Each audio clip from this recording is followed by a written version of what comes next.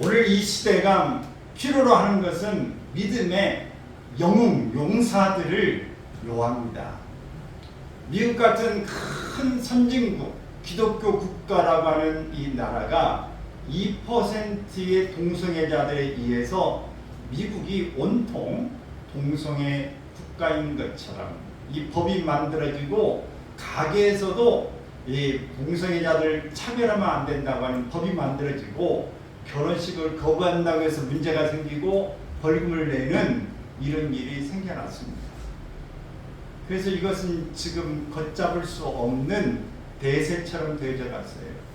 네덜란드 같은 나라도 역시 마찬가지입니다. 그리고 네덜란드 같은 나라는 이 마약을 먹는 것이 합법화되었어요. 미국도 지금 마약을 하는 것 약국에서 맹가는 것은 좀 살 수 있습니다.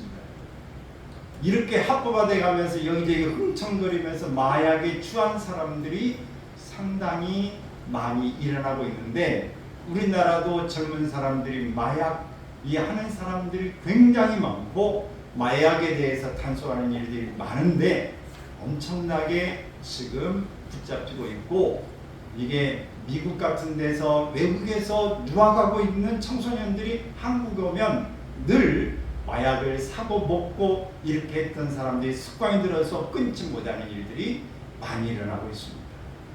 불과 2%, 몇 퍼센트가 안 되지만 기독교 인구가 엄청나게 많음에도 불구하고 이 일을 막아내지 못하고 있는 것이 현실입니다.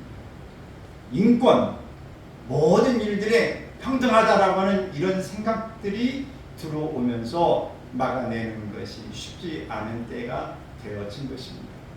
우리 대한민국도 지금 문제가 복잡합니다. 미국에는 총기 난사 사건들이 일어나고 외국에 전쟁이 일어나고 폭력이 일어났다면 우리나라도 묻지마 살인이 일어나고 그 차를 가지고 돌진하고 많은 사람들이 흉기로 때리고 오늘 칼부리면서 지금 중태에 있다고 하는 일입니다. 근데 이런 정신병을 앓고 있는 사람들이기도 하고 아닌 사람도 있어요. 근데 정신병 있는 사람이라고 다 이러냐? 그렇지는 않습니다. 그러나 문제는 우리나라에 이런 정신적인 질환을 가지고 있는 사람이 너무 많고 가치관이 혼돈된 사람이 너무 많아서 이 세상이 앞으로 어떻게 갈 건가? 좋은 세상 우리가 과거에 살았다. 날씨도 이렇게 더웁고 힘든데 앞으로는 더 더워질 거다. 그래서 우리가 과거에 힘들고 어렵지만 그래도 우리가 살았던 시대가 행복했던 때가 아닌가라고 이제 말할 때가 올지도 몰라요. 현실로 예언했던 그대로 이 일들이 일어나고 있습니다. 앞으로 점점점 뜨거워지고 점점점 추워질 수도 있습니다.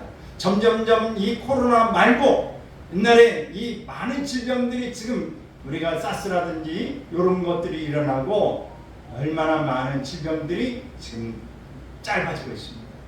수많은 암들이 많이 발생되고 있고 사람들 속에 개발도 해야 되지만 질병과 혼란과 이 전쟁과 여러 일들을 통해서 힘들어지고 있는 때다. 어쩌면 이것이 주님이 다시 오신다고는 때가 앞당겨지고 있다. 우리는 믿음 생활을 잘할 수 있기를 바랍니다.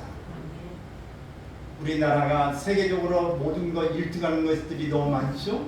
근데 우리나라에 또 하나님이 신이 없다고 이렇게 생각하는 사람이 50%가 넘어요. 세계에서 1위입니다. 세계에서 어떤 신이 있든지 간에 신이 있다고 이 유신론자 신이 있다고 믿는데 우리나라에 신이 없다고 믿는 인구가 50%가 넘는다고 하는 것. 유일한 나라예요. 오늘 우리 나라를 위해서도 우리가 기도하고 우리의 가지고 있는 믿음을 더 튼튼히 우리가 가꾸고 더 주님 앞에 세워 나가야 될 줄로 믿습니다. 믿음으로 죽음을 이기고 믿음으로 약속을 성취하고 믿음으로 하나님의 분명한 언약을 반드시 이루어내는 영웅들이 필요한 것입니다. 히브리서 기록하고 있는 이 내용, 특별히 11장은 믿음의 영웅들을 말하고 있습니다. 믿음은 현실을 사는 그리스도인들이 배우고 모방해도 좋은 그런 믿음의 모델입니다. 어떻게 살아야 죽음을 보지 않고 하나님께 갈 수 있는가? 어떤 믿음이 하나님과 동행하는 믿음인가? 이런 삶을 가르쳐주고 있습니다. 그래서 우리가 무엇을 배우고 무엇을 새롭게 해보려면 모델이 필요한 거예요. 모델링이 필요합니다. 그래서 나는 어떤 유인처럼 될 거야. 나는 어떤 사람처럼 할 거야. 춤을 춰도 나는 저 사람의 춤을처럼 출 거야 라고 이렇게 해 나가고 있는 것입니다. 여러분, 우리에게는 모델이 필요해요. 예수님 우리의 모델이지만 예수님은 하나님의 아들이시니까, 신이시니까 그런다고 할지라도 우리는 같은 사람으로서의 오늘 믿음의 사람들이 우리의 증거가 되고 또 우리의 모델이 되어져야 할 것입니다. 이 대상들을 여러분 찾아낼 수 있기를 바랍니다. 우리가 가지고 있는 믿음, 내 수준의 믿음이 아니라 더 우리가 점핑, 더 우리가 나아지고 향상되려면 업그레이드라고 하는 것이에요. 우리가 있는 데에다가 더 좋은 것들을 우리가 더 추가하고 더 향상시키는 일이 필요한 것입니다. 그래서 우리가 가지고 있는 내 나름대로의 믿음이 아니라 하나님의 사람으로서 정말 바르게 살았던 사람들의 믿음을 우리가 모델링하고 우리의 가진 것들을 그 믿음과 더불어서 업그레이드 할 수 있기를 바랍니다. 그래서 믿음의 영웅들의 이 여러 사람들이 기록된 명예의 전당 같은 이 기록물들을 우리가 보는데 첫 번째 사람, 바로 아벨에 대한 믿음을 살펴보고자 하는 것입니다. 오늘 본문의 말씀에는 믿음의 성격에 대해서 먼저 말씀을 하고 있고 믿음의 영웅들을 소개합니다. 가장 먼저 이 믿음이 무엇이냐 라고 하는 믿음의 정의, 믿음을 우리가 소개하고 있습니다. 여러분, 믿음이 뭐라고 생각하십니까?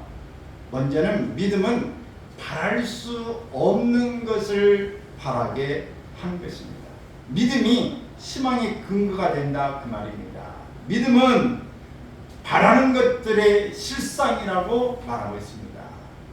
믿음은 바라는 것들의 실상이다. 실상이라는 말은 아래에서 받쳐준다는 뜻입니다. 아래에서 받쳐준다.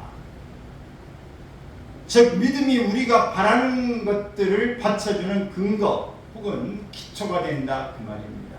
믿음은 내가 바라는 것들의 기초가 다 받침이 되어지는 거예요. 그래서 믿음이 우리가 튼튼해야 합니다. 우리가 기초가 튼튼해야 큰 집을 세울 수 있어요. 우리 대전에도 보면 막 49층이 건물이 막 져지고 있는 거 아시죠? 여러분, 근데 그 큰 건물 높은 것들을 지으려면 기초가 엄청나게 아주 튼튼해야 합니다. 높은 큰 무게를 지탱하기 위해서는 땅도 조사해야 되고 얼마나 그걸 버틸 수 있는 그 기초가 필요한데 우리의 믿음이 이렇게 든실하게 있어야 되는 것입니다. 두 번째, 믿음은 볼 수 없는 것을 보게 됩니다. 믿음은 곧 비전입니다. 따라서 합시다. 믿음은 곧 비전이다. 믿음은 곧 비전이다. 비전은 볼 수 없는 것을 보게 하는 능력입니다. 노아에게 홍수는 보이지 않는 미래에 있지만 하나님께서 노아야, 너 홍수를 만들어라. 길이는 이만큼, 넓이는 이만큼, 층수는 이만큼. 하나님께서 그에게 보여준 그대로 그는 수십 년 동안을 그 방주를 짓는 데에 온 힘을 쏟습니다. 어떤 사람들이 누가 무슨 말을 어떻게 한다 할지라도 비전을 보고 그것을 하나님의 말씀하신 대로 이루어질 것을 믿는 믿음을 그는 가지고 있었던 것입니다. 셋째로, 믿음은 할 수 없는 것을 하게 합니다. 믿음은 반드시 구체적인 결과를 가져온다는 것입니다. 본문에 선진들이 이로써 증거를 얻었느니라. 하나님의 말씀을 믿고 바랄 수 없는 중에 바랬는데 그대로 이루어짐으로써 선진들이 이것으로 결과를 얻었다. 증거가 되어졌다. 확신을 주었다. 본문에 나오는 첫 번째 믿음의 영웅 아벨, 이 사람은 하나님이 기뻐하시는 제사를 드림으로 하나님께 의롭다 함을 인정받게 된 그런 삶입니다. 아벨에 대한 역사적인 배경은 창세기 4장에서 나오고 있습니다. 바로 이 가인과 아벨은 최초의 인간인 아담과 하와의 바로 자녀들인 것이죠. 가인과 아벨의 제사 이야기. 가인은 농사꾼이었습니다. 곡식의 소산물을 하나님 앞에 제사로 드렸고, 아벨은 목자였기에 양의 첫 새끼와 기름을 드렸다고 기록하고 있습니다. 그런데 하나님은 아벨의 제사는 받으시고 가인의 제사는 거절하셨다고 창세기 4장 5절에서 말씀하는 것입니다.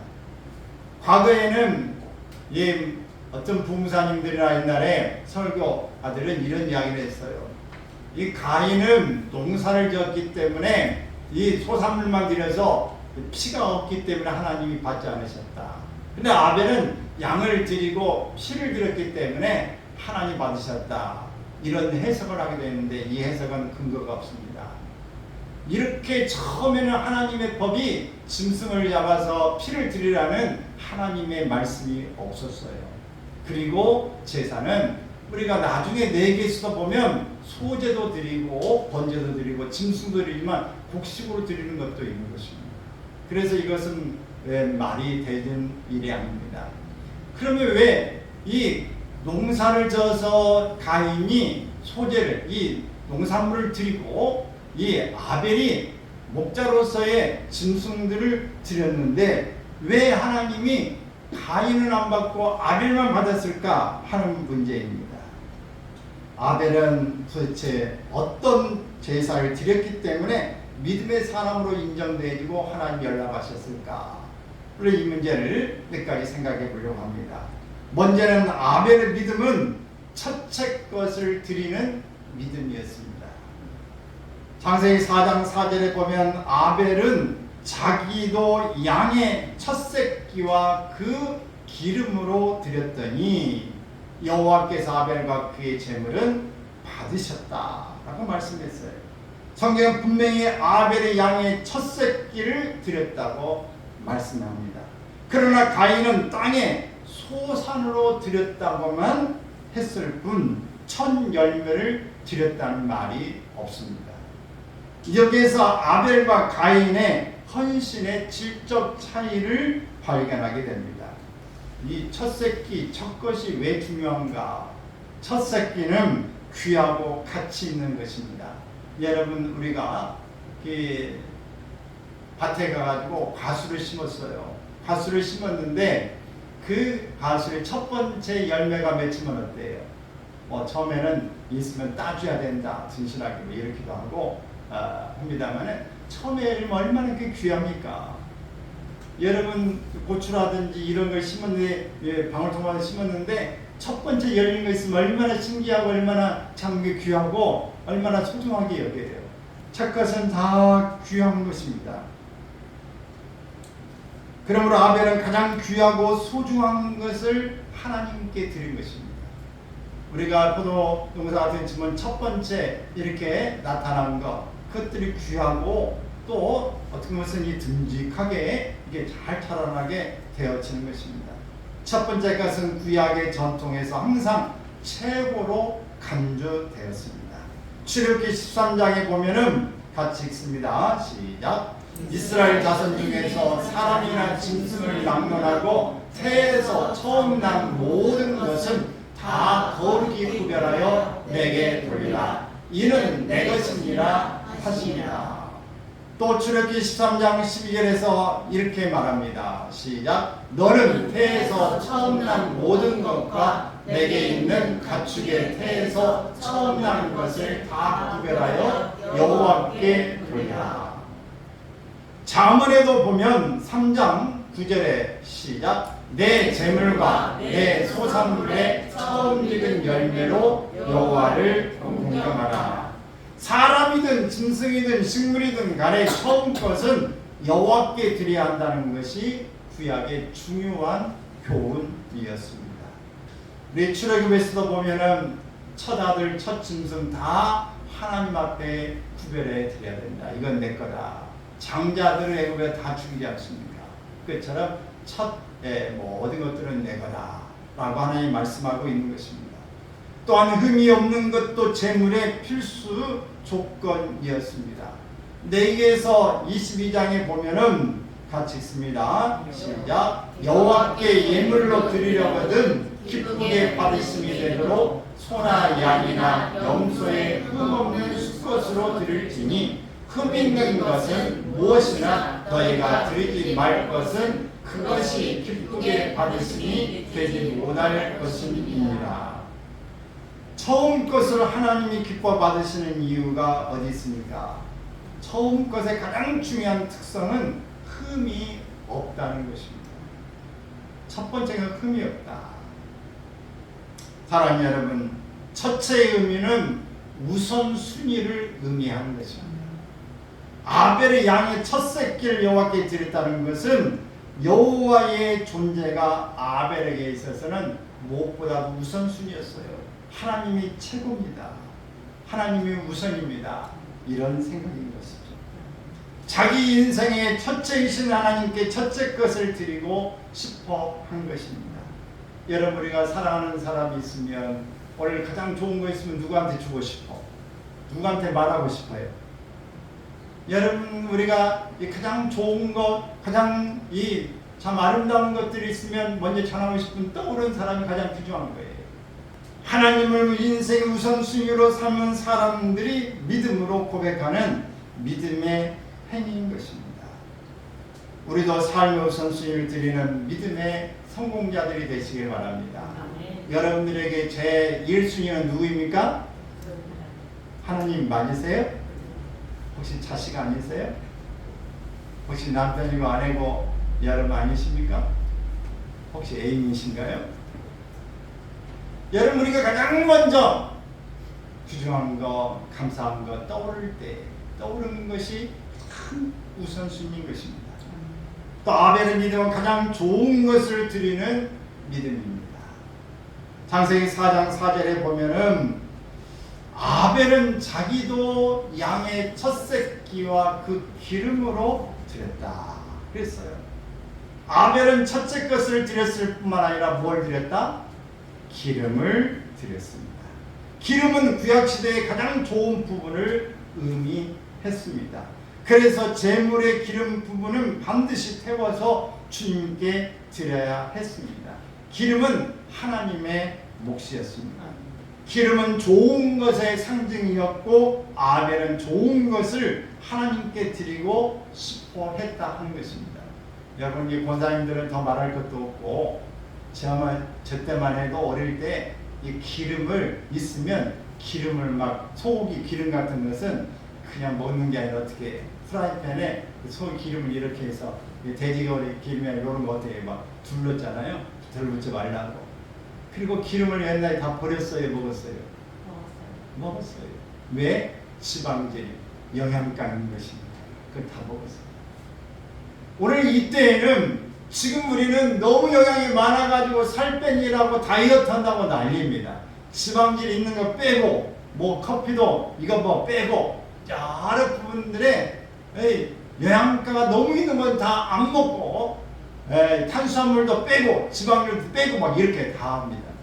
그리고 살찌면 막 빼니라고 먹고, 돈으로 들여서 먹고 또 돈 주고 빼고, 그게 뭔 짓인지 몰라요.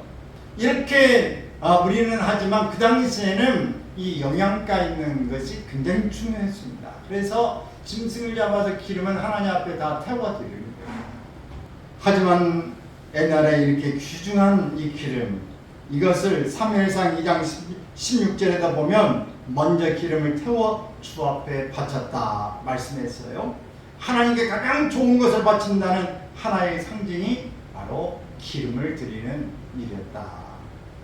하나님은 레위기서 22장 22절에 보게 되면 시작. 너희는 눈먼 것이나 상한 것이나 지체의 배임을 당한 것이나 종기 있는 것이나 습지 있는 것이나 비루 먹은 것을 여호와께 드리지 말며 이런 것들은 제단 위에 화제물로 여호와께 드리지 말라. 말라기 선지자도 1장 8절에서 말합니다. 시작. 너희가 눈먼 희생제물을 바치는 것이 어찌 악하지 아니하며 저는 것 먹는 것을 드리는 것이 어찌 악하지 아니하냐. 자식에게 그렇게 하고 또 사랑하는 사람들에게 가장 좋은 걸 주려고 그러는데 하나님께 드릴 때에 어떻게 했어요? 여러분 가족도 이렇지만 무사람들에게 우리가 선물하고 애물릴 때 어때요? 좋은 거 사요? 아니면 푸질건한 거 사요? 싸지 싼 거 갖다 줍니까? 파장에 가서 그거 사다가 선물로 줘요? 가장 좋은 거 사려고 합니다. 나는 그런 거 먹어본 적은 없지만은 비싼 거, 최고로 아주 좋은 거 그거 대접하려고 하는 거예요. 근데 하나님 앞에 드릴 때엔 흠 있는 것, 점 있는 것, 가격이 별로 없는 것 이런 거 갖다가 하나님 드리고 좋은 것은 자기가 먹고 이러면은 안 되는 것입니다. 하나님이 이걸 볼 때 우리 중심을 먼저 보세요. 고르는 장면도 보시고 다 볼 때 이건 아니다. 하나님이 기뻐하지 않는다고 하는 것입니다. 우리는 하나님 앞에 악한 모습이 아닌 선한 모습으로 아벨처럼 되기를 바랍니다. 먼저 첫 번째 것을 구별하기 위해서 하나님의 우선순위다. 가장 먼저 그 다음에 좋은 것, 최고의 것을 드리는 일이 아벨에게 있었다는 사실을 우리가 봐야 할 것입니다. 교회 음악의 대가라고 불리는 작곡가 이 바하는 나이프치에 있는 성 토마스 교회의 오르가니스트로 일하고 있으면서 주일마다 부르는 성가대 노래를 새로 작곡하는 일을 했습니다. 그러나 그가 작곡한 노래들은 출판되지도 않았고 별도의 작곡료를 받지도 않았습니다. 그러나 그는 매주 꾸준히 사명감과 신앙으로 그 일을 계속했습니다. 그런데 훗날 바하의 음악 세계를 이룩하는 데 있어서 보수도 없이 매주일 작곡했던 그 곡들이 기초가 되었던 것입니다. 바하가 만든 265개의 오르간곡과 263개의 합창곡과 162개의 피아노곡 그리고 그 외에도 수백 개의 오르간곡들은 그가 날마다 주일마다 꾸준히 작곡했던 성실과 신실성이 낳은 작품들이었습니다. 누구든지 일을 맡는 것은 쉽습니다. 그리고 무엇이 되는 것도 쉽습니다. 그러나 그 일에 신실과 성실을 다하는 것은 쉽지 않습니다. 한 차례의 충성은 쉽지만 일생 충성은 어려운 것입니다. 그래서 바울은 맡은 자들에게 구할 것은 뭐다? 충성이다 라고 말한 것입니다. 맡은 일을 입으로 모조리 해치우는 사람이 있는가 하면 마음속으로만 골백 번 결심하고 다짐하는 사람도 있습니다. 그러나 충성한 마음과 실행이 병행해야 하는 실천적인 윤리다. 여러분 어떤 모습으로 하나님께 드리고 있는지 점검해 보시기를 바랍니다. 우리의 믿음이 순수하고 주 앞에 열심히 있다면 자연스럽게 가장 좋은 것을 하나님께 드리게 될 것입니다. 우리 모두 다 하나님 기뻐하시는 가장 좋은 것으로 드리는 믿음의 사람이 되시기를 바랍니다. 참 좋은 것, 가장 첫 번째 것, 기름진 것 여러분이 구별하십시오. 또 아벨의 믿음은 자기 자신을 드리는 믿음입니다. 4장 4절 하반절에 보면은 있습니다. 여호와께서 아벨과 그의 제물은 받으셨으나 가인과 그의 제물은 받지 아니하신지라. 하나님이 아벨의 제물만 받으신 것이 아니라 아벨 자신을 받으셨다는 것입니다. 그러나 가인과 그 제물은 받지 않았습니다. 즉 제물을 통해서 드릴 수 없는 사람들은 자신까지 하나님 앞에서 거절된 모습을 볼 수 있습니다. 정성이 하나도 들어있는 것까지 않아요. 그 선물을 받으면 여러분 정말 이번에 귀한 선물했구나, 특별하게 내가 뭔가 대접하고 좀 해줘야 돼 이런 마음이 들겠어요? 차라리 이런 걸 왜 줘? 쓰레기 폐품을 하다 먹다 남은 거 다 주는 거야? 나는 어떻게 알고 이런 걸 주는 거지? 괜히 주고 괘씸죄에 걸립니다. 안중감만 못해요. 오늘 그 재물도 안 받지만 그 사람의 마음도 받질 않아요. 오히려 더 안 좋은 쪽으로 가게 됩니다. 그러나 좋은 것, 최선의 것을 이렇게 하면은 그 물건만 받은 게 아니라 그 사람 마음도 받게 되야 됩니다. 헌금은 결코 물질의 문제가 아니라 존재의 문제입니다. 우리가 하나님 앞에 어떤 일을 이렇게 하다 보면 최선을 다하면 떳떳하고 우리가 당당해지잖아요. 그러나 최선을 다하지 못하고 떳떳하지 못하면 우리가 사람들 앞에서 부끄럽고 또 우리가 당당해지지 못하게 되어집니다. 창세기 4장 7절에 보면 분노하는 가인에 대해서 이렇게 이야기했어요. 시작. 내가 선을 행하면 어찌 낯을 들지 못하겠느냐. 네가 선을 행했다면 어찌 낯을 들지 못하겠느냐. 하나님이 가인을 책망하시는 것이에요. 가인의 삶이 잘못되었음을 말씀하고 있습니다. 우리는 어떤 결과 성공하지 못하면 왜 성공하지 못했냐고, 왜 나만 미워하냐고 말하지만 여러분, 그 미움을 받을 만한 이유가 그 속에 있어요. 나는 그 이유를 생각하지 않고 왜 나만 미워하냐고 따지는데 오늘 그 부분은 우리가 돌아봐야 할 것입니다. 왜 선생님은 얘만 좋아하고 왜 나는 싫어하냐고, 형제간에도 왜 얘 형만 좋아하고 왜 나는 싫어하냐고 이야기합니다. 친구간에도 왜 얘만 좋아하고 왜 나는 싫어하냐고 말해요.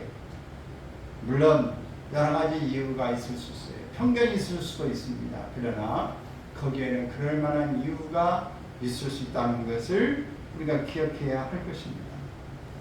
헌금을 통해서 돈이 아닌 존재를 드리고 우리의 정신을 드리는 것입니다.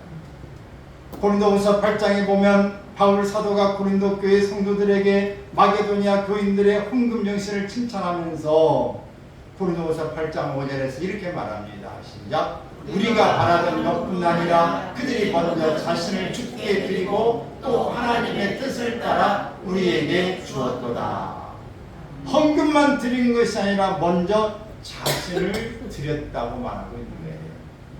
여러분, 그래서 우리가 하나님 앞에 물질을 드리는 거, 이거 많이 드리고 조금 드리고 하는 거 뭐 상황에 따라서 얼마든지 그럴 수 있어요.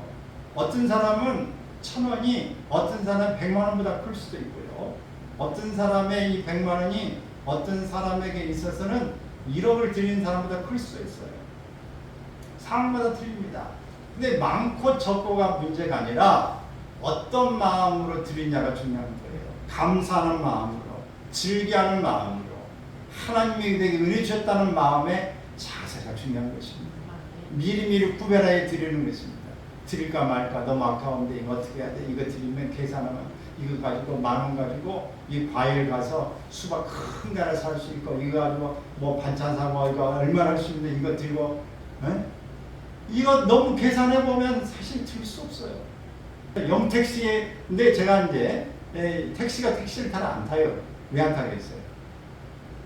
문제는 돈 아까워서 잘못하는 거예요.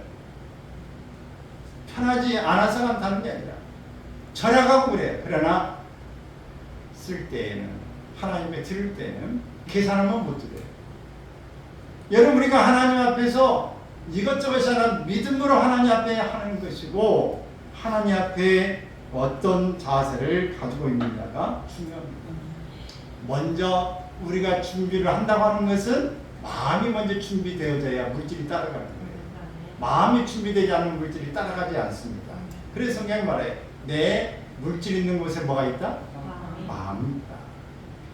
우리가 하나님 앞에서 어떤 모습, 어떻게 살 것인지를 우리가 잘 들으면서, 우리 이것은 물질뿐만이 아닙니다. 하나님의 봉사도 마찬가지고, 다른 사람을 봉사하고 섬기는 것도 마찬가지고요, 다른 사람을 사랑하는 것도 마찬가지고, 조그마한 서비스 하나 하는 것 자체가, 서비스 자체가 문제가 아니라 그 사람을 섬겨야 된다, 귀중하다고 여기는 마음이 있어야 그렇게 할 수 있어요. 마음이 먼저 있어야 행동이 따라간다. 유선적으로 보여주려고 가식적으로 할 수 있지만 그 오래 갈 수 못하고 얼마만큼은 탄론하게 되어 있어요. 유명한 선교사 스터디라고 하는 사람은 영국 캠브리지 대학에 다니는 학생이었습니다. 그런 학교에서 수석을 달리는 우수한 학생이었을 뿐만 아니라 아주 탁월한 크리켓 선수였습니다. 그런 크리켓으로 영국 전체 시합에서 금메달을 따기도 했습니다. 그에게는 보장된 출세길이 열렸어요. 운동에서도 실력에서도 모든 것 다 이렇게 할 수 있었습니다. 어느 날 그는 캠퍼스 집회에 참여했다가 복음을 깨닫고 예수 그리스도를 영접하게 됩니다. 그리고 그는 선교사가 되어 중국으로 가겠다고 선포합니다. 그리스도를 위한 열정 때문에 그는 부와 명예를 모두 버리고 중국 땅으로 갑니다. 중국에서 10여 년을 섬긴 후에 그의 육신은 생명의 위협을 느낄 정도로 쇠약해집니다. 영국으로 돌아와 투병 생활을 하던 중 그는 다시 아프리카에 가기로 결심합니다. 주위의 모든 사람이 제정신이 아닌 결정이라고 그를 만류합니다. 그러나 그때 이 스터디는 모든 시대를 사는 그리스도인들에게 의미 있는 말을 남깁니다. 하나님의 아들 예수 그리스도가 이 땅에 오셔서 날 위해 날 구원하시기 위해서 십자가에 죽으신 것이 참으로 사실이라면 내가 그를 위해 바치는 어떤 희생도 지나친 것일 수는 없다. 헌금은 단순히 물질을 드리는 것이 아니라 그 속에 하나님을 향한 사랑과 헌신을 담아서 드리는 것입니다. 여러분이 가장 좋은 것을 기쁘고 감사하는 마음으로 자신과 함께 믿음으로 하나님 앞에 드릴 수 있기를 바랍니다. 그래서 우리가 옛날에 이 서울 여의도 광장에서 80년 이 엑스포 같은 거 할 때에 100만 명이 헌신하고 우리의 자녀를 하나님 앞에 드리겠습니다. 선교사를 나가겠습니다. 헌신의 그 결실이요. 한국교회를 대부흥으로 이끌었고 세계로 가장 많이 선교사를 배출하는 나라가 되었습니다. 여러분, 하나님 앞에 드릴 것이면 그래서 한국은 오늘 대경제 부흥한 나라가 됐습니다. 여러분, 드린다고 가난해지고 찌그러지는 게 아닙니다. 정말 하나님과의 관계가 바로되어지면 살아계신 하나님이라고 한다면 하나님이 내버려 두시지 않습니다. 하나님 반드시 우리의 삶에 개입하여 주신다는 것을 여러분 믿음으로 고백하고 사는 자에게 하나님 아벨 같은 아벨도 받으시고 제물도 받으시는 역사가 일어난 줄로 믿습니다.